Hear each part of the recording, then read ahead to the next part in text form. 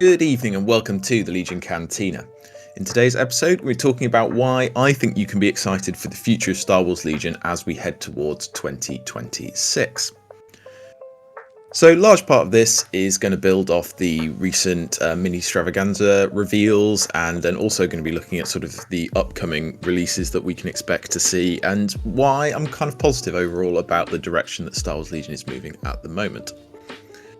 So, I think to begin with, it's probably good to reflect on what I think AMG's priorities are going to be. And I basically, after my recent video talking about the points updates, and for those of people who've listened to that video, you'll be aware that I had a little bit of a rant at the end about the AAT. And essentially after that video, I realized that that's not going to be AMG's priority.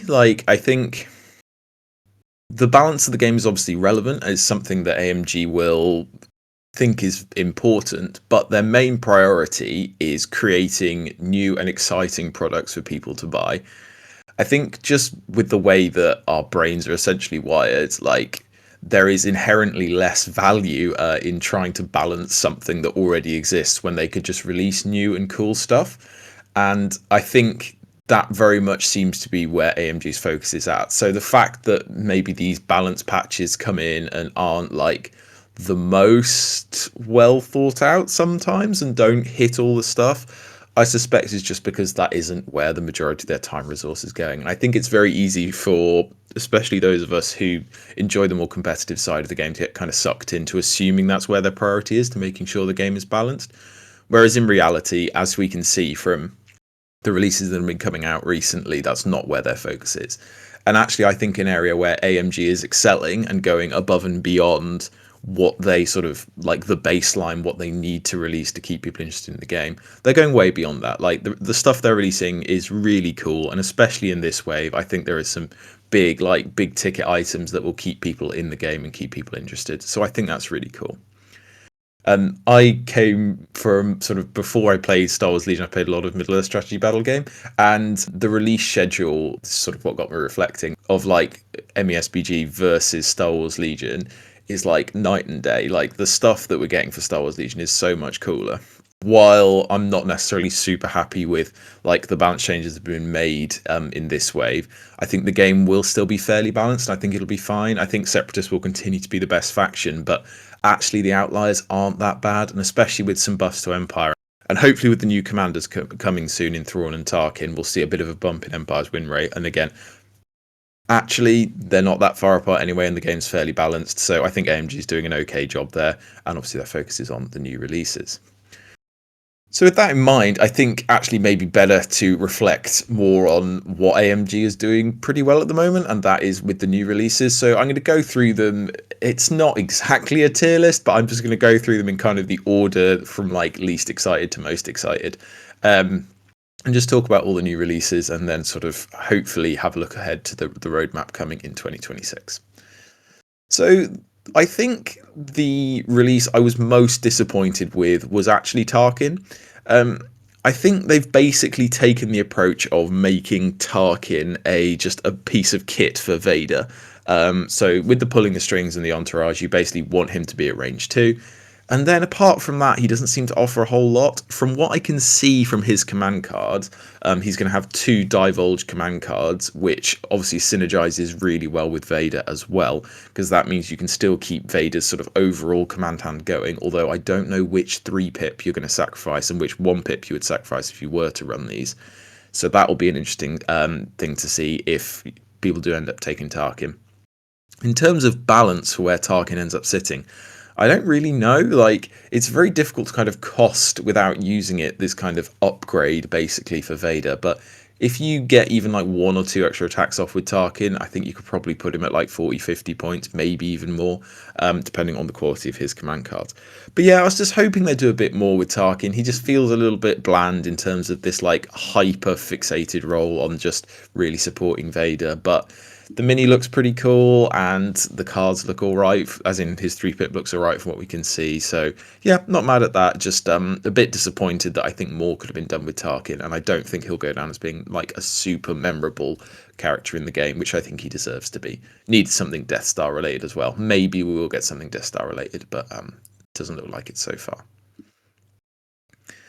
Moving up to the next one, I think the wheel bikes, the only complaint I have here is that they sit in the Special Forces slot, which, I don't know, they feel more like a support to me, and I think apart from that, this looks fine. Like, they just having, I've already played a game against the wheel bike Grievous version, and I think they'll do a fairly similar role to him.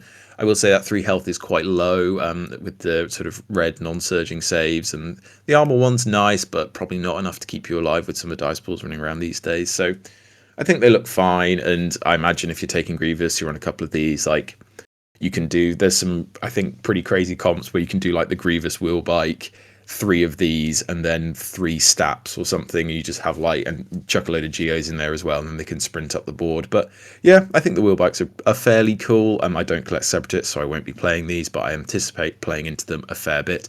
Hopefully they get some cool heavies. I can see like a Magna Guard with a staff there, so hopefully maybe some cool stuff coming in there, but we shall see. The next one is the Obi-Wan and Anakin on Barks. I'm not a fan overall of the sort of mounted heroes thing. I don't quite get it. I'm also intrigued to see how they pull off like Empire mounted units. Like, are we going to see like Vader riding a lat or something? I don't really know how that could look. I suppose Vader could ride a Dewback. But yeah, I don't know. This just feels like a little bit of a gimmick, and the heroes are cool. The sculpts are cool. Don't get me wrong, and I really like the new Bark. I think it looks very, really nice. But yeah, I'm just not super sold on these as a concept. I mean, as long as they're like fairly balanced, and if people enjoy these, I think that it's a pretty cool thing to have. But yeah, just again, not for me. I'm not saying these releases are bad at all. Just maybe not something that I super enjoy. And I think it'll be interesting to see them across the table. But yeah, no intention of collecting these. And then we just had a whole bunch of like trooper reveals. So we got the Mud Troopers coming. I think there is, especially based on the sort of Han and Chewie kind of mini unit that we also was revealed. I wonder if, like, obviously it sounds like there's a solo thing coming, which could be quite cool with the Mud Troopers. And I think they look all right. And then same with the Wet Weather Troopers and the Gorilla Troopers. Like, I think all of these, we need to obviously see like stats and unit cards and things, but the sculpts look pretty good. And I've got no issue with the concept of, like, I mean, Empire now does have a pretty ridiculous amount of core, which I think it'll be fine. Like, yeah, I don't know. It's strange to keep giving the faction with the most core options more core options, but if they're going with the theme, like if they've got a solo thing going, and obviously they're giving Rebel some core here as well, which I think looks pretty nice, then I've got no issue with it. Like, more stuff is more stuff. And yeah, but just interesting that a cape and a wet weather thing merits them getting an extra thing rather than just an upgrade to a base unit. But again, they're trying to sell you more sculpts, and I've got, again, no issue with that. If people want to buy it and they want to make it, then that's how the world works. The next one is the double LO5 speeder tank. We already had sort of this sculpt revealed. Now we've got the card for it. I think it looks all right. It's sort of kind of, I guess, a halfway between the AA5 and actually just a regular tank in and of itself. The dice pools look okay. The fact it can fit into every faction is cool. I like that. It's interesting that swoop bikes don't go into every faction, but this does. Maybe, again, I presume that's a balance thing or something, but yeah, just interesting that that's how it works. Transport is nice. Hover ground is good. Weak point 2 rear is a bit of a problem, but I don't know, like, hopefully just don't reveal your rear arc and you should be fine. Yeah, again, we just need to see more points values and stuff, but the sculpt is cool, the options are cool, and it's cool that it exists, so happy with that. And then we had some more pirate reveals. I think these look like a pretty decent core option. I imagine they'll be coming in around sort of that standard 40-ish points, maybe a little bit lower, but yeah, they have some decent blasters. The independent aim one is nice. Self-preservation, you need to know what Swashbuckler does. The fact these come with Honda as well, for anyone who didn't order a starter set, is cool. And yeah, I just hope they offer something cool for the pirate faction. It looks like you might be able to do 2 squads in one box, or maybe you just take loads of heavies or something. I guess maybe if you can do mega squads as well, that would be quite cool. So yeah, again, happy with these. Another solid core option. I don't think these can actually go into Shadow Collective, so again, I imagine they'll just be used as mercs in other factions. But yeah, got no issue with these. And again, I think there are lots of people excited to collect the pirate stuff. So again, like, it's difficult to speak on how balanced these will be, but from AMG's perspective, lots of people will buy them, I imagine, because they're a cool concept and people love Hondo and his crew as a concept. Finally, we're talking about the probe droids. I think these are fine. You got the Observe 3, which is decent, especially as a free action. I think that's pretty cool. And then the self-destruct is fine. Self-destruct is a bit weird now, but yeah, it's still fairly usable. Detachment Special Forces, which is a bit strange, but I guess it just means like you can just overtake them with deaths or something. Maybe that works. And yeah, disengage, infiltrate, hover, all these are fine. Again, just I think they have all the right kind of keywords and stuff going on. Obviously, you know, they self-destruct in the film, which is nice. Got the Observe 3, that's their job. I think these would be pretty solid. Need to see them in game. And yeah, again, another release that I think, I don't know if people will be like as excited for as some of the other releases, but again, got no issue with them, and I think a cool thing for people to collect. Moving up to some of the cooler stuff, which this is like stuff I was like, oh, okay, interesting, I like that. The main one was the Han and Chewie bad. I think they call it like a Bad Batch style thing of like they'll both have like individual sort of cards and things that and abilities that you would lose if you lost one of them. And I think this is just a really cool idea. I think like young Han and young Chewie is something or that people have been asking for, and especially if it's based around that kind of solo type era with the mud troopers and stuff like that as well. I think that makes a lot of sense and fits together quite well. I do wonder if we'll get the Crimson Dawn stuff to fit in with Shadow Collective. Be interesting to see how that all comes together. But yeah, I like this concept, and I think especially something that makes especially Chewie more like takeable on the board, I think it can only be a good thing. And I think the sculpts look pretty cool. I imagine people will buy these. Like, it's a really common theme of just, I think there are enough like Star Wars nerds out there who will just buy pretty much anything that if AMG can actually provide, you know, this stuff in the game, which I think they've done really well in some of the stuff we'll look at in a second. I think it's just really cool, and yeah, got no problem with this release at all. Then we're going to start to talk about the kind of more like in-game related stuff. So firstly, I reckon talk about like the new battle deck stuff. These all look pretty decent, and the fact that, you know, they're playable straight away is nice. I'm not going to kind of speak about the balance and stuff here particularly. I don't think that's overly relevant. For the record, the only one I have really looked at, thanks to some list building, is the Rebel one. I don't think that's great, but at least it does have some synergy with the Agent 2 pip, which could work fairly well. But yeah, more stuff is more good. I think as much as I do enjoy Legion, I'm willing to admit some of the scenarios and like especially the greens have got pretty stale. So faction specific advantages I think is a really cool idea, and I think opens up some really nice space. As to whether or not any of these will see competitive play, I don't have that information just yet. But yeah, the only one I can say is I don't think the Rebel one is great. In terms of outflank, I really like that it's different. I think that's key. I think if these new scenarios are going to come in and actually like have an impact on the sort of way the game feels effectively, not necessarily the competitive balance, because I think inherently any of them coming in can actually have an impact on the competitive, because it can be like tiny things that can make a difference in the competitive sense.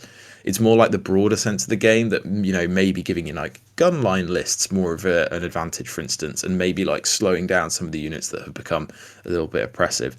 I think that's quite a cool idea. I like that Outflank is different. I haven't played it yet, but I'm excited to give it a try, and I think that's really cool. Same for Supply Run. Again, can't speak to like where it'll slot in terms of like the competitive play, but as long as it is different enough, and I think it probably is different enough to the other yellows, then that is only going to be a good thing. And love that, again, all of this is free. You can play it right away. I think that's great. And just refreshing that actually, like, they didn't just say there's a battle deck card pack coming.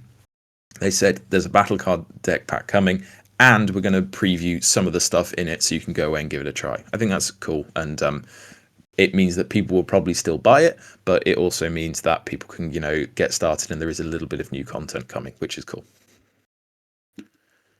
The other thing that they kind of previewed in terms of a gameplay sense is the sort of in-unit upgrade. So we got Cassian, and then we got Rex, Callus, and Kraken, which I love this. I think this is a really cool idea, and especially for people who, like myself, really like to run quite hero-centric lists. Like, I think it's one of the things I really enjoy about Rebels is just how much of the sort of heroes you can actually field in one go. I think that's a really cool idea, and I again haven't used any of them yet. I'm using Cassian in a game pretty soon.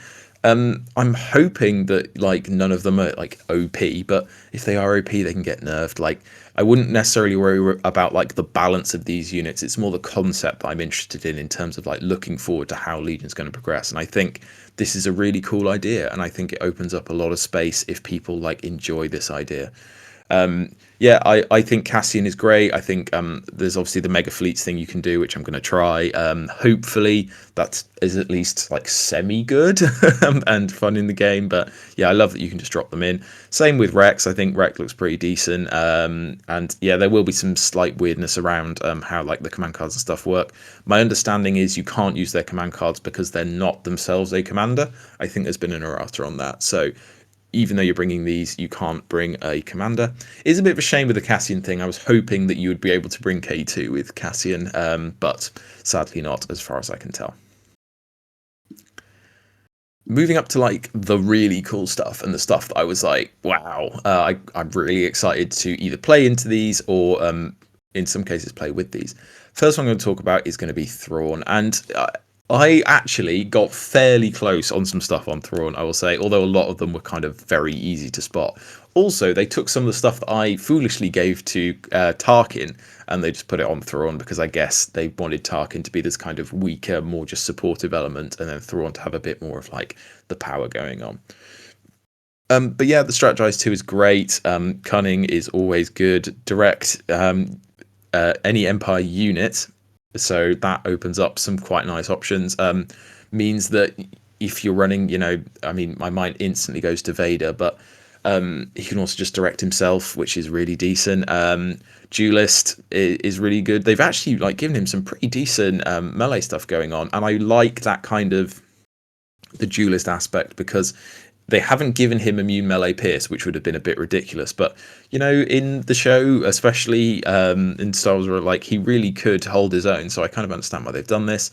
Exemplar's really decent. He was always going to have one step ahead. I think actually, in truth, that keyword was probably designed around him and then chucked on Lando as an afterthought, but it's all fine.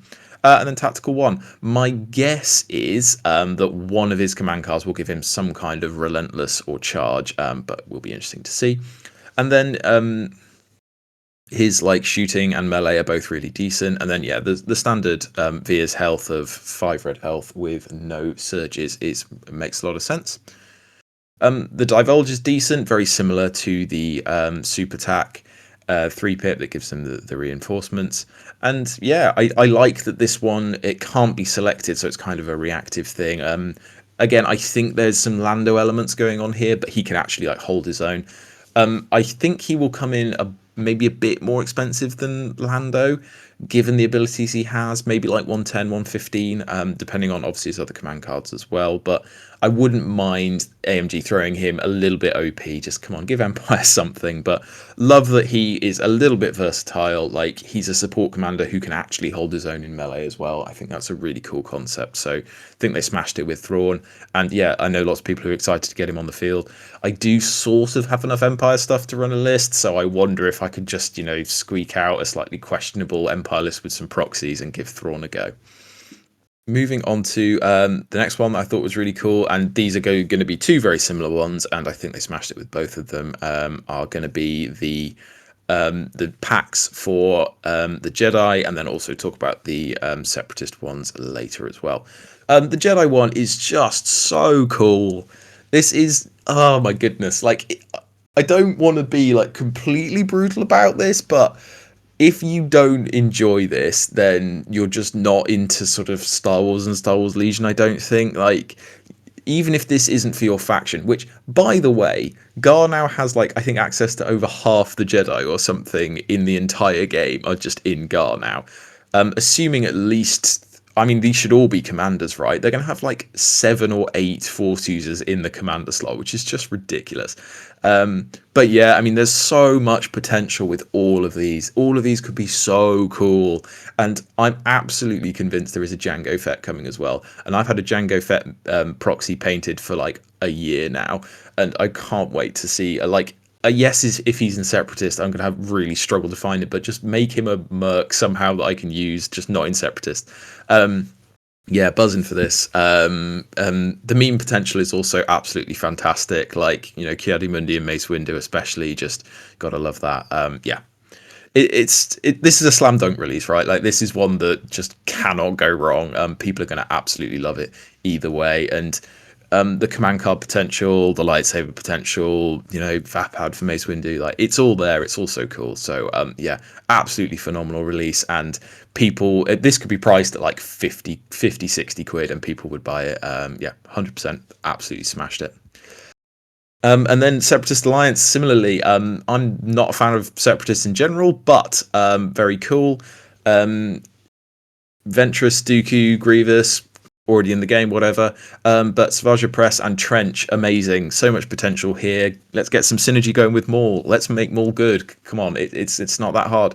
Yeah, and then Trench, potential to be a kind of Thrawn for the Separatists. I think he deserves some pretty cool stuff. Like, he gives the Jedi the run around multiple times. Like, I think he could be really cool. So I didn't see this one coming, and that's the best kind of release. Like, a cool release that you're like, oh, they didn't have to do that, but they've done that, and I think that looks pretty cool. So yeah, happy with that. And yeah, obviously Savage Press, like, he'll have RAM, he'll have some kind of enrage ability. Yeah, he's going to be pretty strong, I hope, and should be fun in game.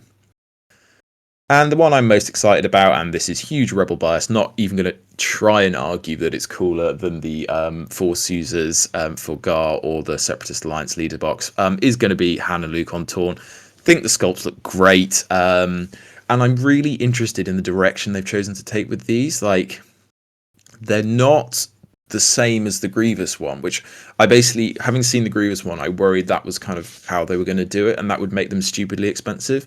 But they're not actually stupidly expensive in terms of like their points cost in game. I think you can actually bring these in quite cheap. So I think the Spotter one and Take Cover one are interesting. I like the versatility, and I like that basically it's like, as long as you, it's not the same as Target one and Defend one, because you have to activate. So you activate and you give yourself the dodge and the aim, which I think is fairly cool. Yeah, and then obviously I'm talking about Luke here, so the Immune, Pierce, Inspire 2, he kind of keeps those elements from his card. Same with his 6 health with the Immune, again with the Immune, Pierce. I would have liked him at Courage 3, but I get that maybe he's a little bit more scared in the sort of specific Hoth scenario. But yeah, Courage 3 commanders for Rebels would have been really nice, so I think that is just, again, I'm talking about from a competitive sense here. But Spur's good, Relentless is great, Reposition always good, Unhindered, like standard taunt stuff. The Saber looks pretty decent, obviously potential for that PS2 with the lethal one there as well. And yeah, I think his blaster, I wish it kept its PS1, just, you know, I think that would have been quite cool, but I get with Relentless that might have been a little bit obnoxious.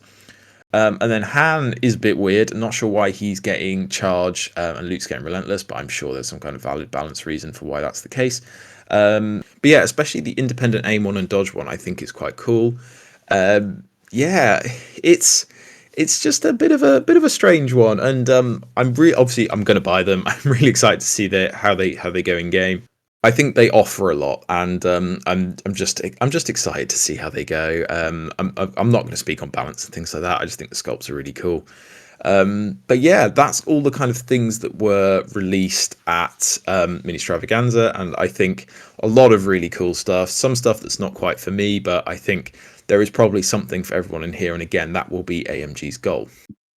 Another thing that was teased with the kind of mural at the end was with the Ghost Crew, which I think has potential to be really, really cool. No idea how they'll come together. I imagine they'll be similar to Bad Batch. That would make sense. And the fact there's 6 of them Might be a little bit trickier to balance, but we'll see how we go. Yeah, but super excited to see those, and I think again will be a really good inclusion in the game that people will absolutely buy. In terms of the roadmap, so going back to sort of the previous one that was released in the kind of last wave of releases, we've got some nice releases coming in early 2026. So Battle Pack 2, well, it's coming quite quickly, which is cool. Hannah Luke on Tawns is great. The pirates, the tank, like all the things that have kind of more concrete that have been released, especially with their cards and things, is really nice. And here's the 501st box, which I don't think is like the best box in the world, but I think some people absolutely love to pick up. I think all just really great, and excited to see those. Then looking forward to the kind of reissue schedule. I'm not going to go through it all here, but there's obviously some highlights for people are maybe a bit low on some things that they really want. The main ones I'm excited for are the dewbacks in Q4 of 2026, which still feels a long way off. My goodness, but they've been kind of shortage for a while there, so looking forward to seeing those again. And interesting, like the individual releases for like Lord Maul, Gar Saxon, and Rookcast. I wonder like if they'll maybe come boxed together or something. I think that would be quite a logical conclusion to like bring those together. But yeah, I think there are just it's really nice that things are coming back into stock, and I think I would again I said this previously. I think like there are now so many cool products coming in 2026. As long as AMG actually delivers on like getting things back in stock, people are gonna buy it. Like there is, I think again we just need to keep building on the kind of hype the game has currently. I think this round of releases was super cool, and there's some stuff I'm really excited for, some stuff I'm not super interested in, but I think there is something for everyone here, and I think that's pretty smart from them. So plenty of reasons to be excited. I think like I said at the beginning, I wouldn't necessarily be like super hyped for like the pure balance of the game. I think that's not where sort of AMG's strengths are currently lying. I think their strengths are currently developing really cool things that people are going to want to buy.